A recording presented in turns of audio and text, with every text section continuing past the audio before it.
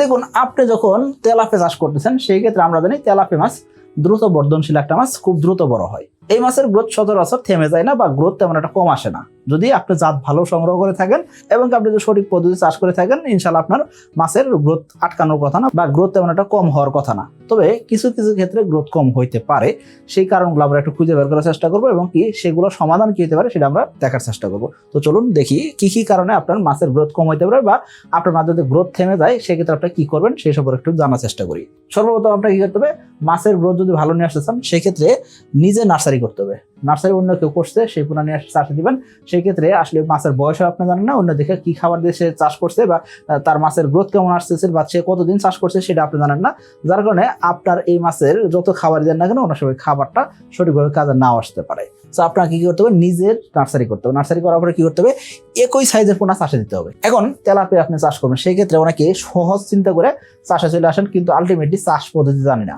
এই যে সঠিক চাষ পদ্ধতির অভাবে অনেক সময় তেলাপিয়া চাষে লোকসান হয়। এরপর তৃতীয় যে বিষয়টা আমরা ভুল করে থাকি সেটা কি, পানির গভীরতা আমরা খেয়াল করি না। পানির গভীরতা 4 ফিটের উপর রাখতে হবে, এটা বাধ্যতামূলক। যদি পানির গভীরতা কম থাকে সেক্ষেত্রে মাছের গ্রোথ কম আসবে। অক্সিজেন লেভেলের হিসাবটা আমাদের রাখতে হবে। অনেকে অক্সিজেন কিট দিয়ে, অক্সিজেন মিটার দিয়ে পুকুরে পানি টেস্ট করে থাকেন, অর্থাৎ ডিও লেভেল টেস্ট করেন। আসলে ডিও লেভেল টেস্ট করার দরকার হয় না যদি আপনি অভিজ্ঞতা সম্পন্ন খামারি হন, অথবা আপনি যদি নতুন খামারি হন সেক্ষেত্রে জাস্ট আপনি যদি কিছু নিয়ম কানুন ফলো করেন সেক্ষেত্রে আপনার পুকুরে ডিও লেভেল মাইপে দেখতে হবে না, অর্থাৎ ডিজলভ অক্সিজেন কি পরিমাণ আছে সেটা আপনি দেখায় লাগবে না। এরপরে আপনার মাছের গ্রোথ কম আসতেছে বা মাছের গ্রোথ থেমে গেছে, কি কারণে আপনি মাছের যে ঘনত্ব দিচ্ছেন সেই ঘনত্বটা আপনি নিজে জানেন না অথবা ঘনত্ব বেশি দিয়ে রাখছেন। আপনি তেলাপিয়া চাষ করছেন সেই ক্ষেত্রে অবশ্যই মাছ চলাচলের জন্য যে পরিমাণ জায়গা দরকার হবে সেই জায়গাটা আপনি দিতেছেন কিনা। 33% উপরে জায়গা যদি হয় সেক্ষেত্রে আমরা তেলাপিয়া চাষ করতে বলি। এর নিচে জায়গাগুলোতে আমরা তেলাপিয়া চাষ করতে নিষেধ করে থাকি, কারণ কি ছোট পুকুরে তেলাপিয়ার গ্রোথ তেমন একটা আসে না।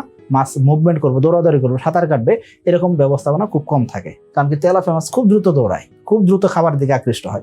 তো এই ব্যবস্থা আপনাকে দিতে হবে। পুরার মান যদি খারাপ হয় তাহলে রোগ ব্যাধি লেগেই থাকে, মাছের ডাইজেস্ট হয় না, অর্থাৎ হজম ঠিক মতো হয়ে যায় না।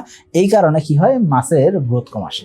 যদি মাছের রোগ লেগেই থাকে এই মাছের তেমন একটা দামও যেরকম পাবেন না, অন্যদিকে মাছের গ্রোথও তেমন আসবে না। খাবার ঠিকই খাইতেছে বা খাবার কম খাইতেছে, আলটিমেটলি আপনার গ্রোথ আসতেছে না। সেই জন্য বলবো মাছের যাতে রোগ ব্যাধি না হয় এই জন্য ভালো মানের পোনা মজুত করা খুব জরুরি জিনিস।